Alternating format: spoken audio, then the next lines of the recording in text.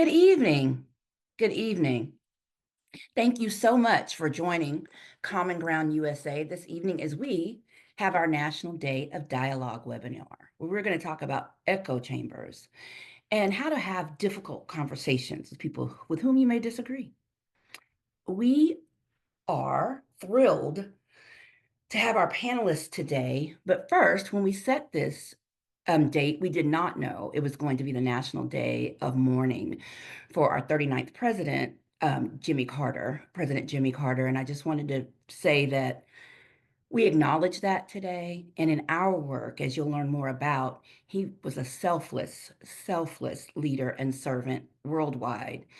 And his commitment to peace and love around the world really did change the world. And watching his service today just made me really feel like I would like to make that big of a difference, or to have someone say that I made a difference when I left. And he certainly did. It was a beautiful service. So thank you all for joining us today. I'd like to first, I'd like to take care of some housekeeping. We have the chat, and we have Trishanya Hinton, who is going to be managing the chat. There's also a question and answer tab, guys, where if you want to ask a question quickly or anonymously, you can hit that, and she'll be checking both. We'd like to keep this, I know it's a webinar, but if you have questions or comments during the dialogue, please make them, and we'll acknowledge and answer what we can when we can.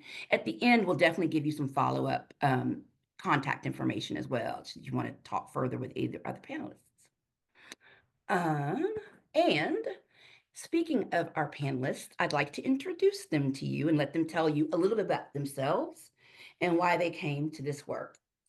First, we have Reverend Liddy Barlow, who is the Executive Minister of, the Pennsylvania, I can't believe.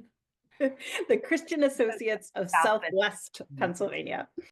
She is the Executive Minister of the Christian Associates of Southwest Pennsylvania. And we have with us Mr. Will Fuller, who is the Pennsylvania State Lead for Common Ground USA. We have we have Faith Brooks, who is the Director of Strategy and Community for Common Ground USA. Do y'all want to know a secret?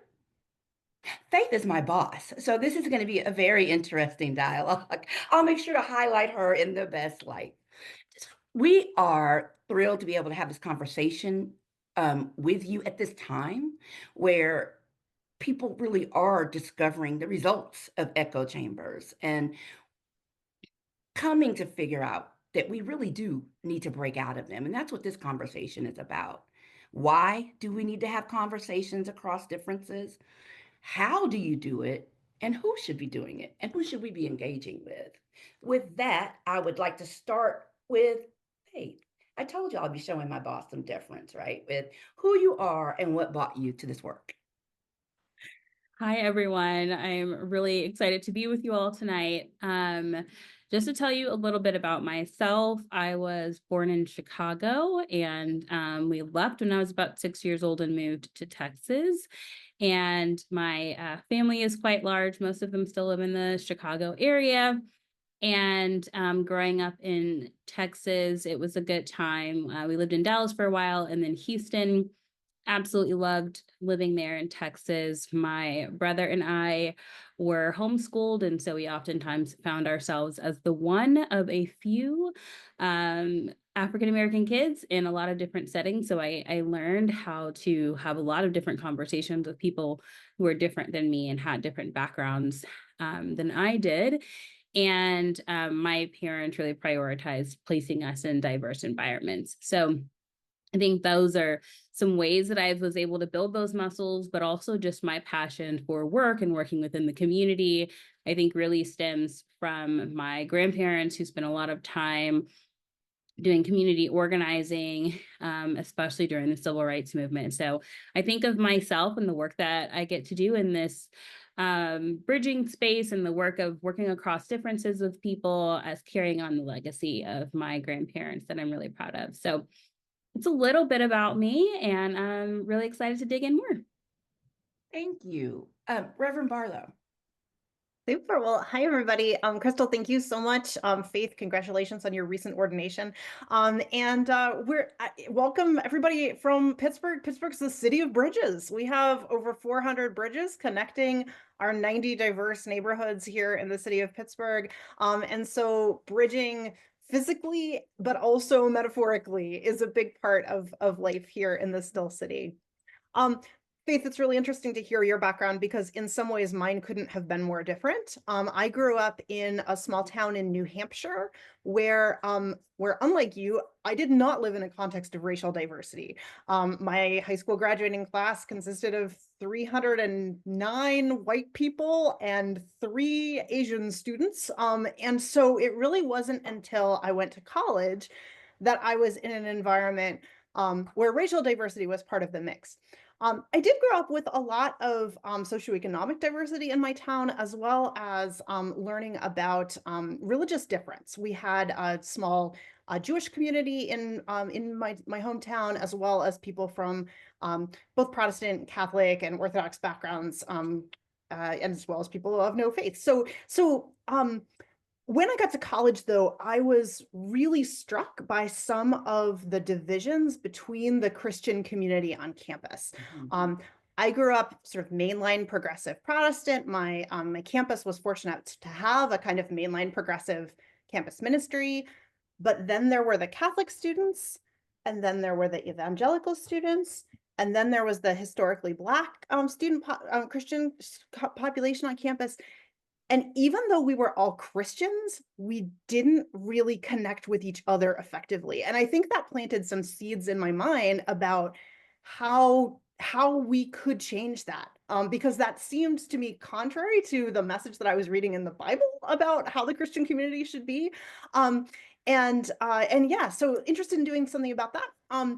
It so happened that after I was ordained, my third call in my ordained ministry has been to this organization, Christian Associates, that has for over 50 years been bringing together Christians of all different denominational backgrounds, and also putting Christians in partnership with our interfaith neighbors and our community partners. So I'm thrilled to be starting to learn the answers to some of those questions that I was asking in college.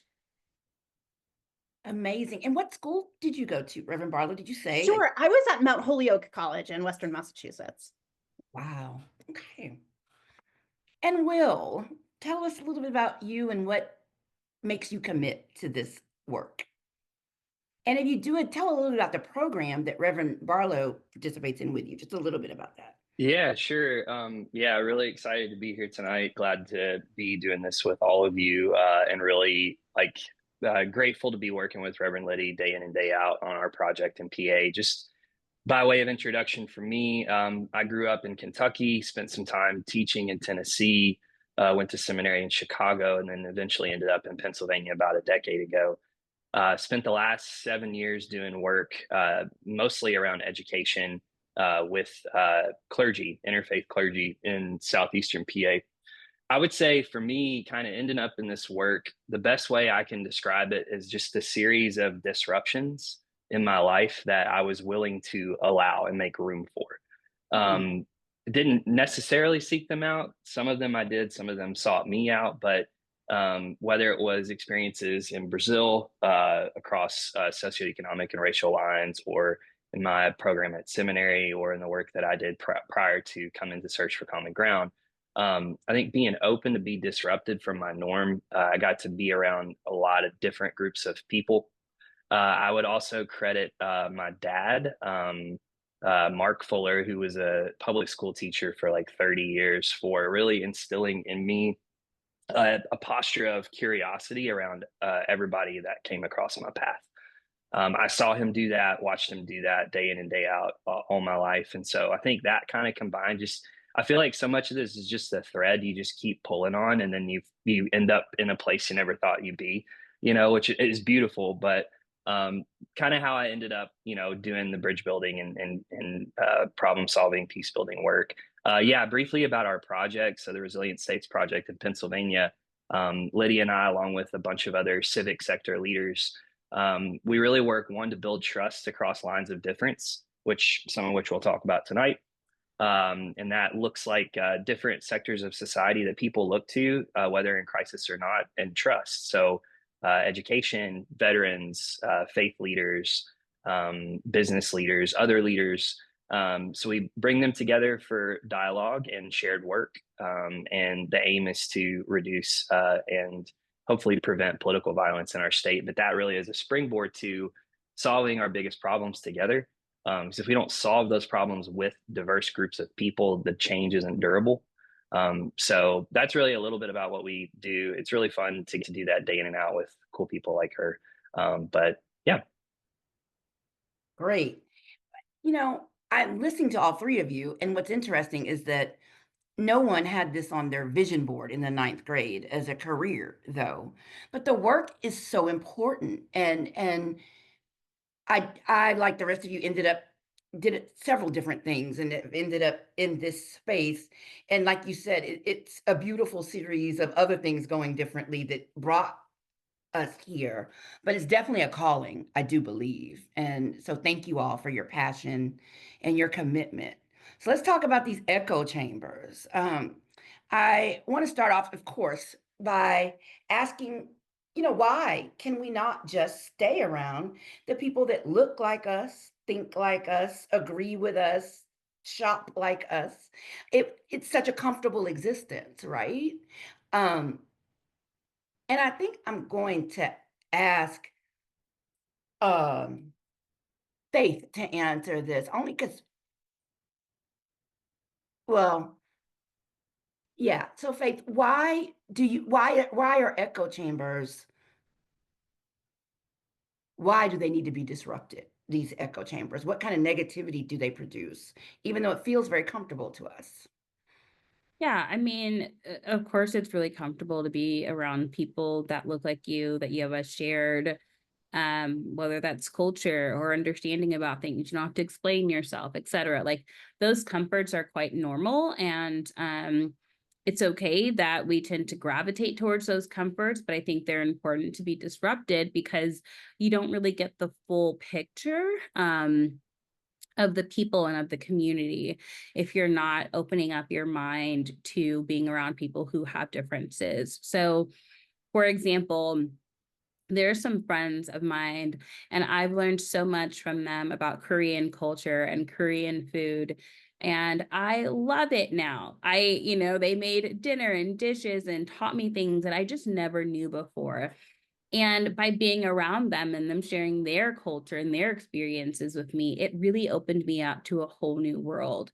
Um, Even with traveling, that opened me up to seeing different cultures and perspectives.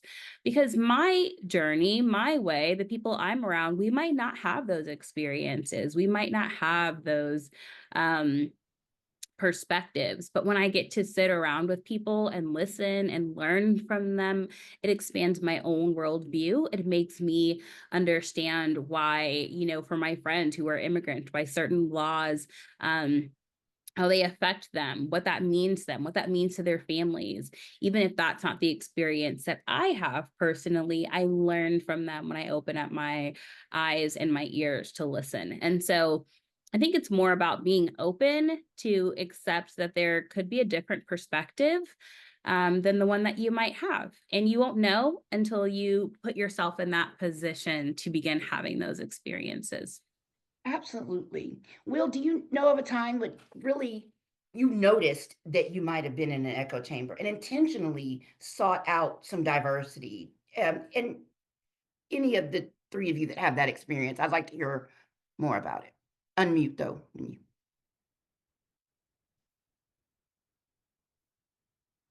It's okay to take a few minutes to think.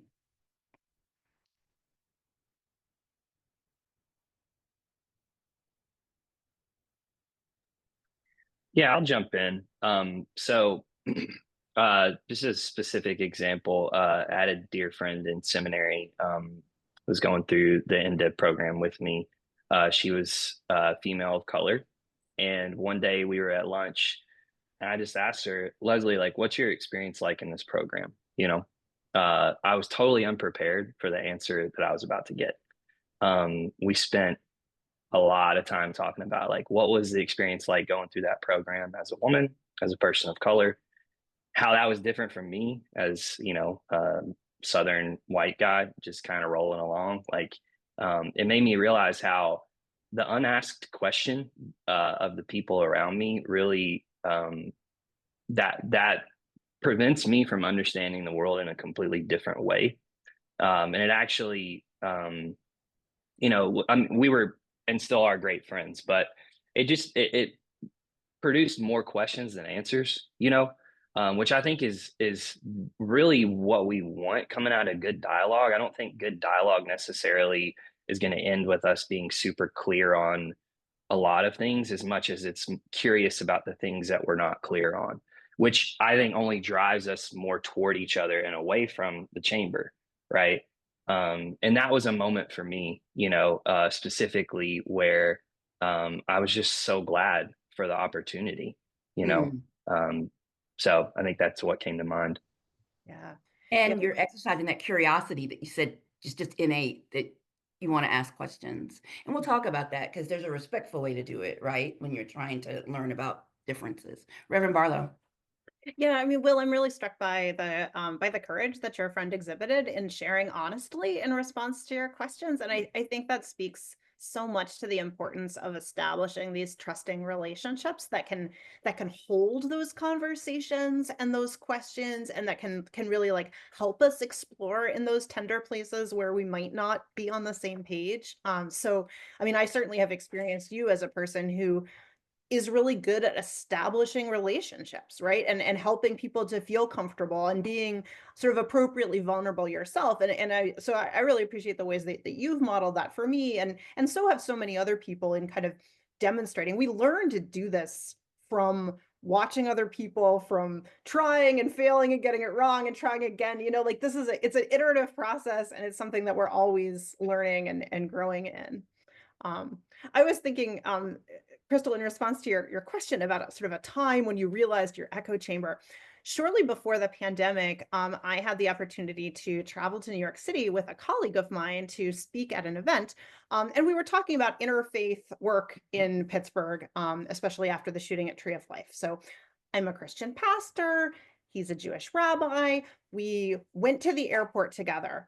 And let me tell you, I have never been as conscious of our December cultural echo chamber as I was walking through an airport in December with a Jewish friend. All of a sudden, I saw the big Christmas tree and the Christmas music and the little stockings hanging up at the Southwest check-in desk in this completely different way. And it was fascinating to sort of talk with him about his experiences of being in these spaces that I have been in my entire life, but had never really questioned before. Right. Why shouldn't we all be forced to celebrate one holiday? And, absolutely, just the awareness, right, that you got from being with someone who was experiencing all those, all the propaganda and marketing of Christmas very differently than you are. So when you're having these dialogue, an excellent point, Will, that we're not talking necessarily about a finite 40-minute conversation with someone, right? That it's an ongoing dialogue. And really, some of you, I think you said the posture of curiosity, but what is the posture of being open to dialogue, to this dialogue? What kind of posture do you need to have? What do you need to bring to the table? Anybody can answer. I can jump in. I think that whenever you're thinking about the posture you want to have, I think you need to be open. I think you need to be willing to listen and really actively listening. So listening to really hear what the person is saying and not necessarily to give a response and or a rebuttal. And then I think it's okay to disagree, right? I think we've kind of like gotten to the point to where it's like, we have to be very in line and step with everything that we think, and if we're not, then we're on opposite sides, or we can't work together. And I think that's really short-sighted, because it's okay to disagree. It's okay to have a little bit of friction and conflict, even whenever you're able to work through it, because you can get to the other side, and the result of working through those things, it could be even better than it was before, especially when you're working on a shared goal. And so I think that having that openness and that willingness to hear somebody out is really important, but also the understanding that we need each other. We need community. And it's really important that we begin to cultivate that amongst ourselves, and give people the space, just like Reverend Liddy was talking about, to mess up and to try Right. and to try again. So I think sometimes people can feel intimidated by wanting to engage, because it feels like, oh well, what if I mess up? What if I say the wrong thing? Is it okay if I tell you face to face that I don't agree with you, and that I hear you, but I might not, Right. agree with what you said. And those things are okay to communicate. And I think that we need to get back to the art of that, to be able to give each other space and grace to say, I hear you and I might not agree, but tell me more. Right. Because where is the harm in hearing different opinions, hearing something opposite? I Part of it is the posture of what you're going to receive, right?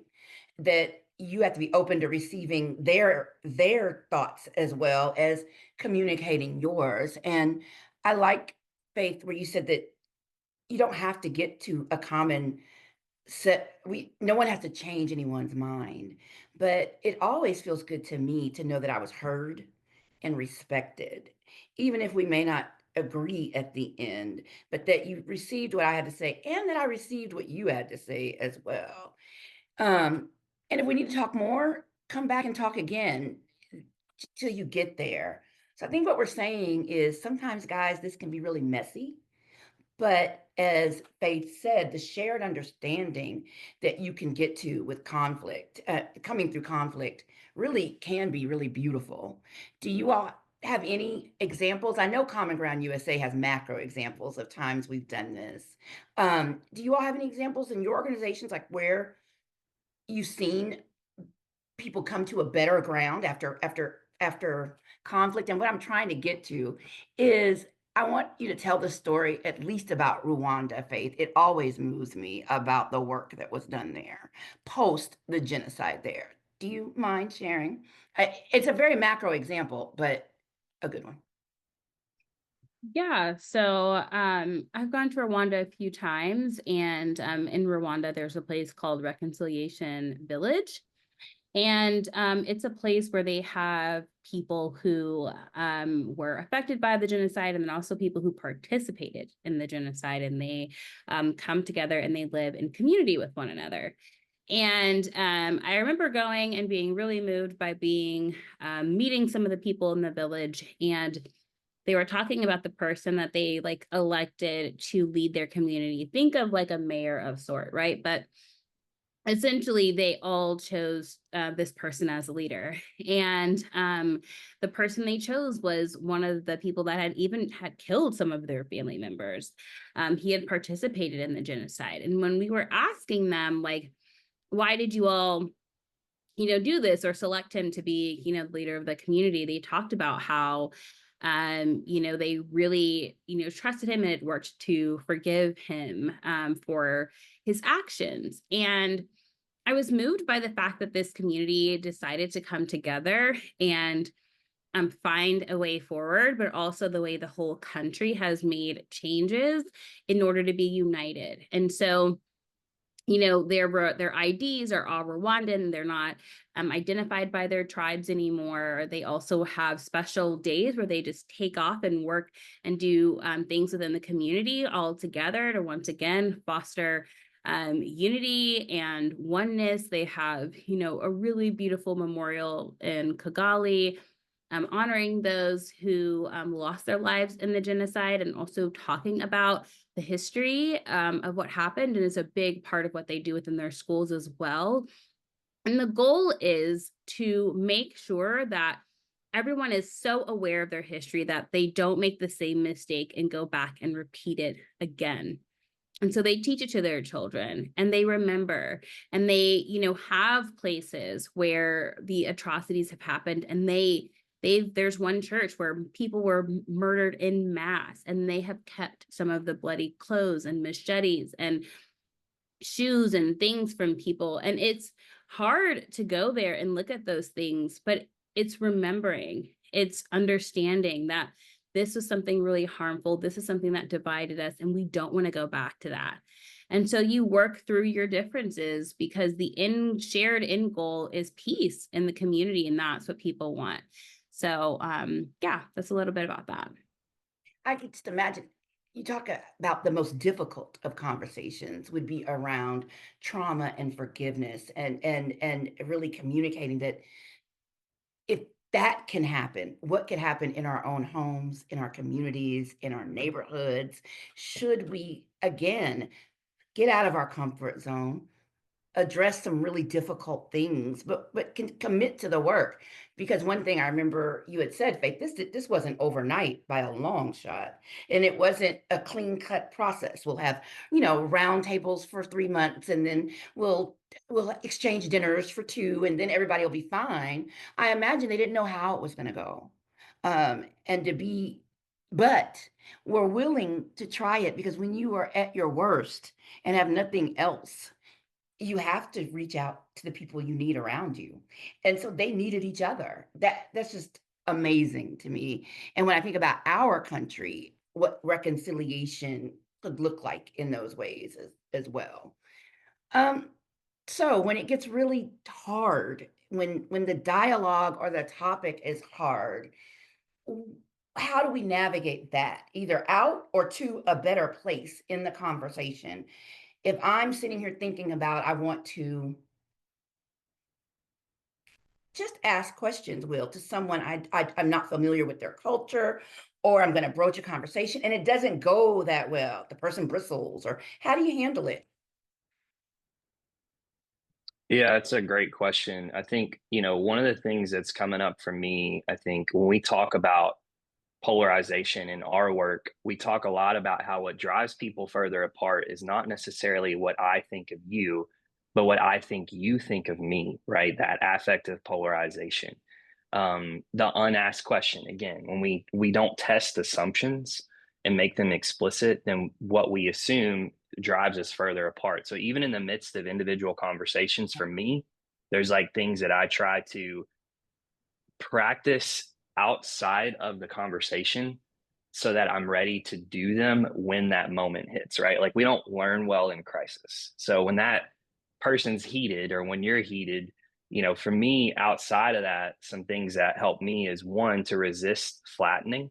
I think we often want nuance when people look at us, but we don't afford the same to the people across from us, That's especially good, people with Will. whom we disagree, right?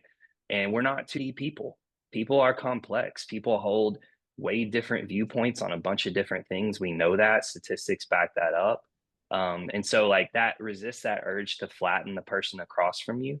Um, I think also one of my mentors in organizing, Sarah Silva, would always challenge me to adopt a posture of always learning versus always knowing. I think when Hmm. we go into a conversation with more answers than we do curiosities, we typically don't see the person across from us. And like I was thinking about it earlier, Crystal, when you were asking that question, that like a dialogue is not two monologues. They don't add up, right? Like when we're just talking at each other or across each other, that's not a real conversation, right? So I think it's an internal check sometimes of like, for me, the one person I can control in this situation is myself, right? So if I'm disturbed, what's going on with me? Can I check my assumptions? Can I test them with a question? Can I ask for clarification? There are, a lot of tools and like questions that we can ask to get us to a different place of understanding. And it's also okay to take a breath, you know, or to say, hey, can we take 5 minutes? Because I'm not well. I think we're afraid to do that. I often am, but like when I do that, it gives me a time to sort of regulate and kind of come back into it at a different place. And time is really important, both in Yes. establishing the trust to have the conversation, but in also like it leading to a better place. So those are just some things that were coming up for me that are tools that I've used recently, like in our work. Definitely. One thing you said, like we want to flatten the other person, but want them to understand all of our intricacies and nuances. So part of it is having the same respect and treating the person the way you would want to be treated is what I want to say. Having the same respect and expectations, and understand that they have those same expectations, that you look a little deeper, try to find out a little bit more. A- And when do you said something important, that you try to flex these muscles outside of actual game time, right? So that you, again, have a posture of being open-minded, asking questions, making sure that you're testing assumptions, not just when it comes time to meet over something difficult, but that you're always doing those things. What do you think needs to be present for someone to get vulnerable enough to tell you that they feel or think something different? Because it takes a lot, I think, for someone to come out, and if they're at all concerned about someone not thinking the same way, a little bit less hesitant to bring it up. Um, Yeah, I mean, I think we all want to be accepted. We all want to fit in. Like these are basic human psychological needs that we have, right? So like so we there are ways in which we can't row against the tide of like what human psychology demands of us, which is that we be loved and accepted by the people around us. Um, it takes a real kind of courage and trust to be able to articulate difference. And I think when someone is able to articulate that difference to us, I think receiving that as a gift, right? Somebody trusting you enough to say that they disagree with you is already actually a move of trust in you. hmm, Like they it would be easier for them just to, sort of nod and go with it, or for them to just kind of back away and leave the room. But for them to speak up, like that actually it indicates that you've actually come to a point that is really important to them, and that tells you something more about who that person is, right? That's a treasure. It's a piece of information that is ultimately going to deepen your relationship with them in ways that you might not even have expected if you didn't know that that person was going to have a contradictory opinion. So I think kind of receiving difference as something that might break open into blessing, I think can be really helpful for us. Um, and then Will, I really appreciated what you said about that affective polarization, because I have experienced that so much in my own conversations with people. I think especially in conversations that involve religious difference, I've encountered that. I mean, I have had conversations with people and I've gotten to the end of them and I've realized I had my own walls up the whole time because I thought that person was thinking that I should go to hell, right? Like, I mean, I literally thought that like this person was like imagining fire and brimstone for me. And there have been times when I've gotten to that end of that conversation, I've been like, oh, you know what? I don't actually think that that was what they had in mind for me at all. Like, I think they genuinely wanted to connect with me. Um, and that's been I think that speaks to it speaks to humility, which I think is really one of the keys for effective dialogue, is to enter dialogue. Will, you said without having all the answers, but I think not just without having the answers, but really with the suspicion that you might be wrong, that you might be ready to learn something new, and that the place where you get to on the other side of dialogue is not your intended outcome, but is actually an outcome that's better than the outcome that you intended. And that I think is, it kind of puts it into a perspective that's scary, but I think is also so full of possibility. absolutely. I mean, we talked at the beginning of this show about every one of you being open enough to fall into new careers and new experiences. When you allow yourself to be open, you don't know what beautiful things that you'll miss until you try. And I think that's important. And to your point, if I'm having a difficult discussion these days, it's going to be with someone I care about, because that's where I want to invest. So let's talk about social media and these social media streets, and how is it a way of connection, or is it a method for polarization? You can make each argument, right? I think it's a little of both. I think it's connection for sure, because you're able to connect with people, learn from people, hear people's stories from all over the world that you might not know otherwise. And I think that's a Mhm. really beautiful thing. I think it can also be a place of polarization that is also driven by the algorithm, because the algorithm will feed you things that you want to see, which means that you get further into your own echo chamber, and you kind of have to, it's difficult to fight back against that online, in the online space. Um, and I think the other thing I'll say is that, when you're talking to somebody online, the stories you're hearing us talk about, the people we've interacted with, the difficult conversations we've had, a lot of this stuff is in person. And so the richness of dialogue and the trust that you have is going to be much different when you're face to face with somebody versus online. So I don't do online fights and stuff because I don't think that they're productive, and I don't think that it's going to lead to any kind of shared understanding. I think that you can unearth slash highlight issues, you can start conversations, but I really think if you want to get in depth, if you really want to talk with somebody who has a different opinion or viewpoint than you really need to make space to have that conversation in person. And let me also say that I'm not saying put yourself in harm's way with a person who might be argumentative or difficult or not willing to actually hear you out. And have Right. a constructive conversation. I do think you still need to have boundaries. I do think you need to still protect your mental and emotional health. Those things are, important in this. But if there's somebody that in your real life, get offline and have lunch with them, and discuss that hard thing face to face. And I think in the times that I've done that with people that I know where we did disagree, and we need to Mhm. talk out some things in person, the conversation was much more productive than it would have been if we had stayed going back and forth with each other online.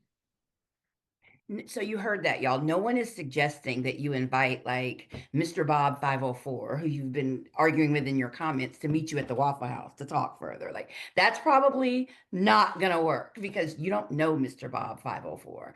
And that's not safe. But the idea is that people are unintentionally flattened on social media, because when you see them, all you see is their opinion, right? You don't see everything else about them. You see them responding to something that incensed them, period. And for whatever reason, you don't know why, they start going back and forth. I say they, but I am guilty of getting invested in the comments and really, really had to take a step back during this election season because I really did see how I was in an echo chamber, number one, but I also was just so tense and triggered every time somebody said something different because I thought they thought something, but all I know is what they wrote. And I'm going at it and I said, what is this about? What am I needing to prove here? And I think sometimes for me, I arguing for sport is a thing. I am outgrowing it, but that's so different than real dialogue, right?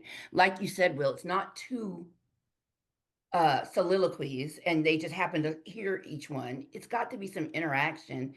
And if you already know how it's going to go or what you want to say, it's probably not a genuine dialogue, right? If you've already got scripted out what you are going to say next, or it doesn't work. You have to genuinely be open to receiving and processing what the other one said. And I think that's where the respect comes in.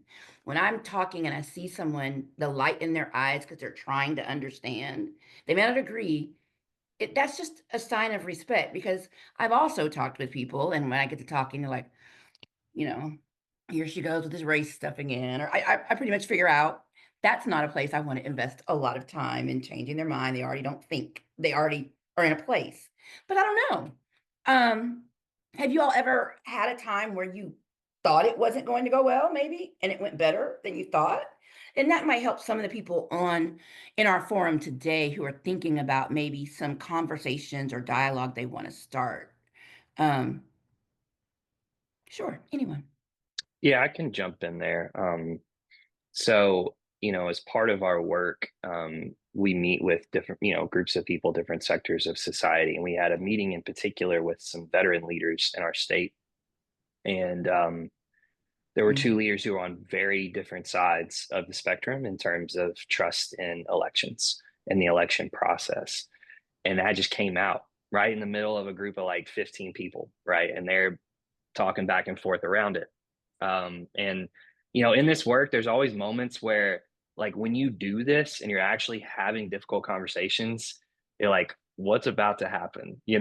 Um, Yeah. but what was interesting, and I think one thing that really helped them move to a different place together, is they did have a shared identity that they recognized. Politically, they were very different. Their understanding of the electoral process very different, but they both had that common ground of having served our country and having sworn Mm. an oath to protect and defend the Constitution. And they named that with each other. Like, they were like, hey, like, we have a bond, and so, like, I disagree with you, and I disagree, they mutually disagree, but they kept talking. And after we, had our discussion, and at the break, they kept talking, and they eventually exchanged information with each other, where both of them kind of owned, like, hey, this is how I was coming in, like, this was my emotion coming in, but I'm open to hear more from you.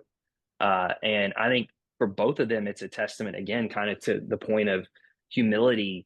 Like, it's such an important character trait for having real dialogue and helping people feel seen, but also like being open to being moved, Mhm. And so that was one where I was like, I do not know how this is going to go.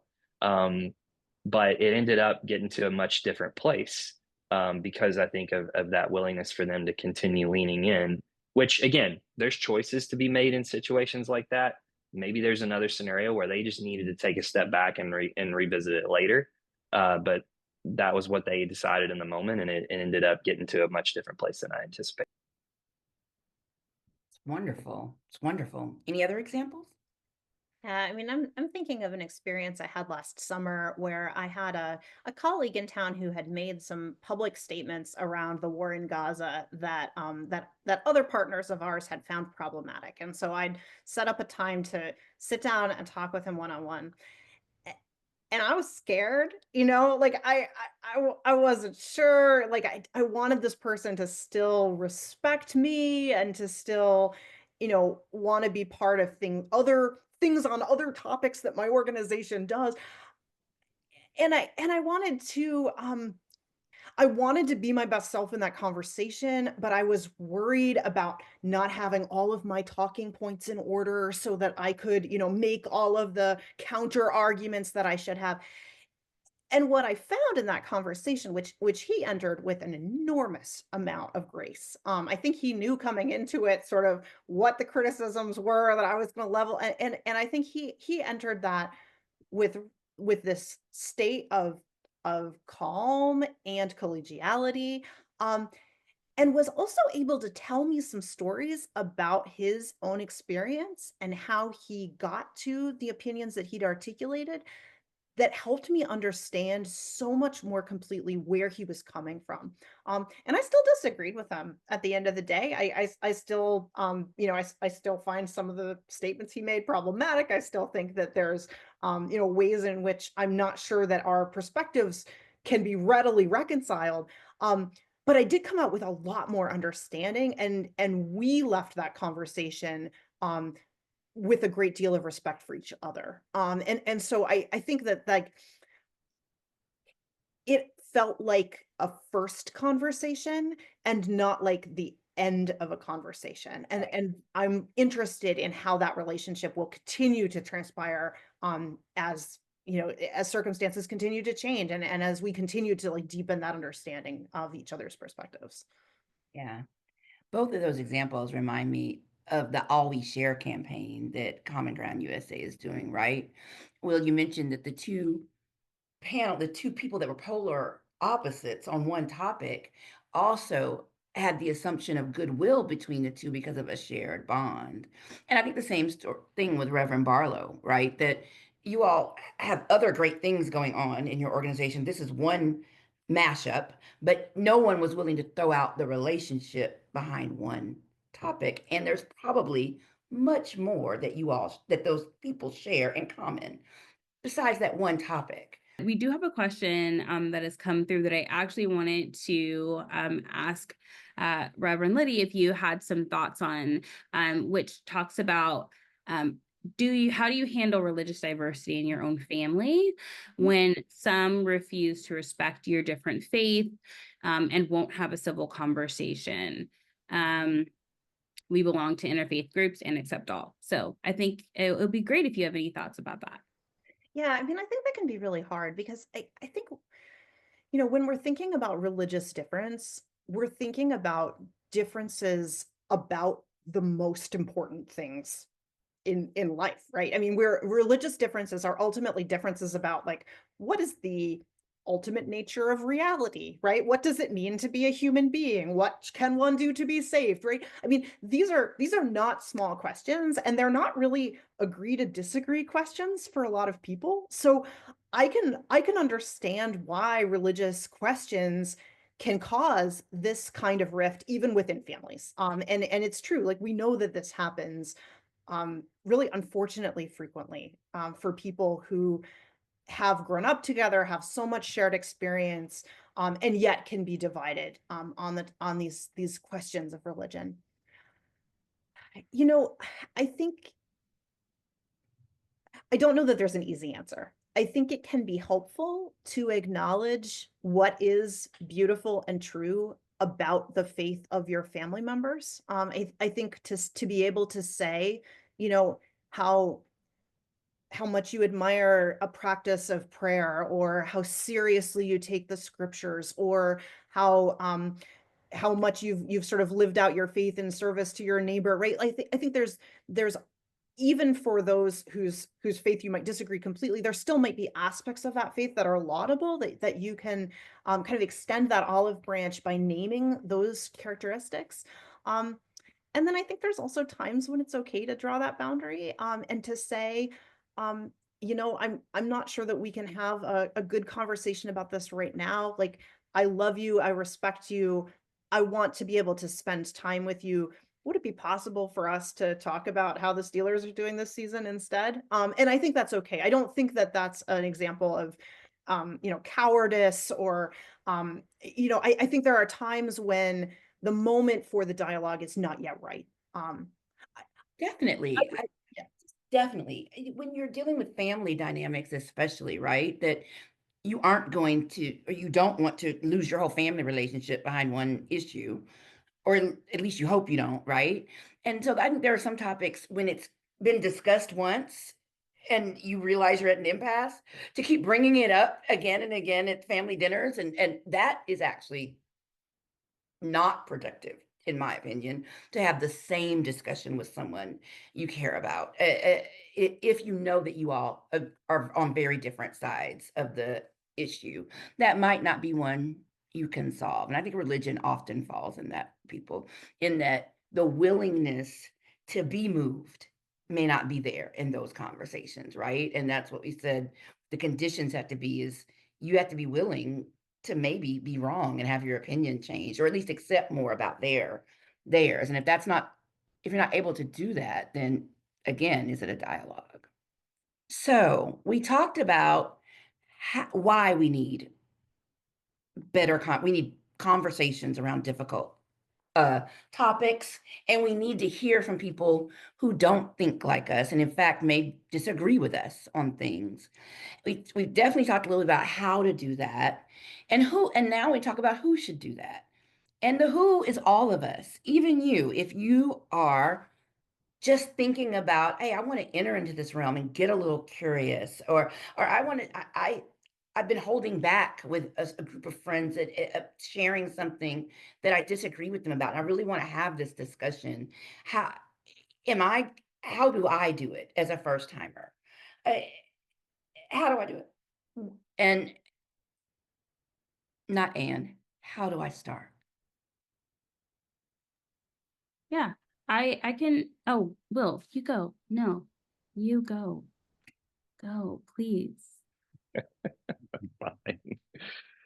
Um, I think that when we think about doing this, we can often make it way bigger than it needs to be at the beginning. Um, my advice is always start with the simplest, smallest thing in front of you. The conversation, start with easy ones. Like this skill, this set of skills, this lens of looking at the world, this way of approaching people is one that you will always get better at and you can always improve on till the day you die, and there will always be opportunity to try it. So for people, I mean, even for us who we do this day in and day out, like just keep practicing.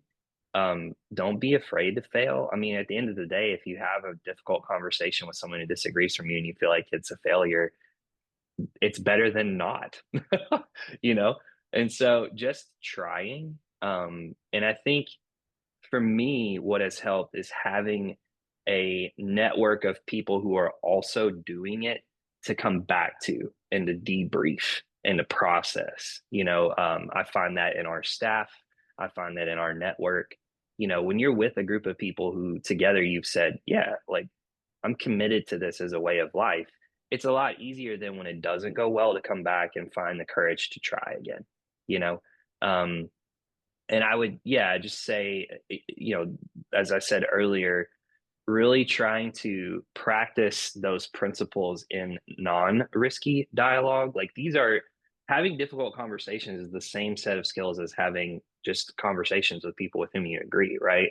You're just testing them in a different environment. So I would say, again, we don't learn well in a crisis. And so however you can begin to implement these in small ways in the dialogue you're already having with the people Mhm. around you, and then, as you're ready, taking the risk, stepping out a little bit more here and there, and getting feedback from people around it. I think that gives you a stable base to keep trying and leaning out more and more. And before you know it, you're a lot further along and having conversations with people that you never maybe thought you would, And then I think it starts to get its own energy. I think there is at a certain point, once you start doing this enough, there's such a deep value in when it hits and when that moment clicks that almost feeds itself and perpetuates that posture for me anyway to keep trying. So that's what I would say. Yeah. I Okay. would say just as a like, here's one first thing you can do. Just go put your body someplace that your body has never been before. Like just look around your neighborhood and what are the institutions, the houses of worship or the community centers or the storefronts that you have looked at every single day and you have stared straight at their door, but you have seen it as a wall. Like you have seen that as a something that you cannot go through. Just go walk into one of those places and see what happens there. I think that that can be a really, really useful exercise because I think that these conversations across difference are not necessarily going to come to us. I think we sometimes have to be the ones who are going out. I also want to address really quickly Maxine's question in the Yeah. chat about are you ever concerned about platforming a really harmful perspective by engaging in a dialogue? And the answer is yes. I am concerned about that all the time. It feels like a real knife edge between like what's a productive conversation that can maybe move our whole community forward, and who are the people that I don't even want to give those people the time of day. Never mind my energy and dialogue. Um, I th- I think that I think we just got to try it because otherwise we're just resigning whole sectors of our neighbors to being untouchable, to being out of bounds. And I think that we have to be drawing each other back in instead of putting each other out. Did you also see in the chat, someone wants to know, are there any phrases we should not use in dialogue? Um, Yeah, I mean, I tend to, well, one, try to use I statements, so not, accusatory type statements or things that people might take, personally by saying like you or, even like saying something like your people, that can be really like offensive, to say a phrase like that to somebody. And so the other thing I would say is also try not to make like assumptions, that, and then those assumptions come out, in a negative way. Like, you always do this, or, I'm in, You're not and kind of like, listening. yeah, Mhm. like saying things to people in a way where, you're immediately sometimes putting them on the defense. Because is it always, or is it sometimes? Is it every interaction you have with them, they, behave this way? So trying to find ways to where you want to use language that can like draw people in to where they can hear you. It doesn't mean that you're pacifying them, but just using phrases and statements in a way that they can hear you. Another thing that I would say is just saying, hey, like, thank you so much for sharing what you've shared. That's, a different perspective than I've heard before. Can you tell me how you arrived there? I'd love to learn more. Um, and kind of like asking questions from a place of curiosity, I think can be really helpful when you're talking with somebody who is coming from a different perspective than you are. But I think the easiest thing to do, more than thinking about like, oh my gosh, which phrases should I say or not say? What should I do or should I not do? I think what Will talked about having a posture of curiosity is a great place to start. You will mess up with what you say. You will not say all the right things. You will say the wrong thing at times, and that is okay. But like Reverend Liddy said, put your body somewhere different. Go to a different neighborhood.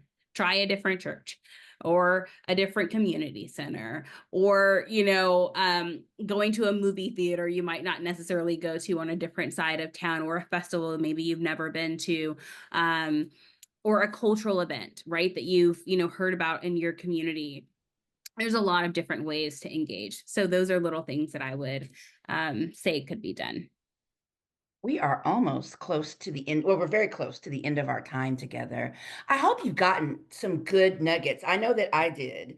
If the conversation has a winner, it's not dialogue. We need to really be intentional about not flattening people into one opinion, one perspective. And if I heard it once, I heard it several times. Just jump in there and try. You will mess up, but people will also see your intention. I've had people say the wrong thing to me when asking me about race.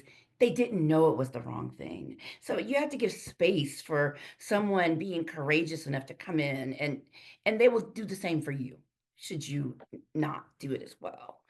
We'd like to give you some contact information if you have more questions or want to talk more about, with any of the panelists about difficult dialogue. Um, and I'd like you to go online and look at Common Ground USA. We have a great way you can actually start small and with your circle, and it's with a Love Anyway feast. And that's where you can invite people over and you all can broach some topics in safe spaces with people you know, but some of them may think a little differently about some things. Please go to our website, and there's more about the Love Anyway feast. And I believe our social media handles should also be in the chat. It's Common Ground USA tonight that has hosted this conversation. And we'd like to thank Reverend Liddy Barlow and Will Fuller and Faith Brooks for your insight and your courage and vulnerability this evening. I think you've displayed how to have great dialogue. And so this was a model of that.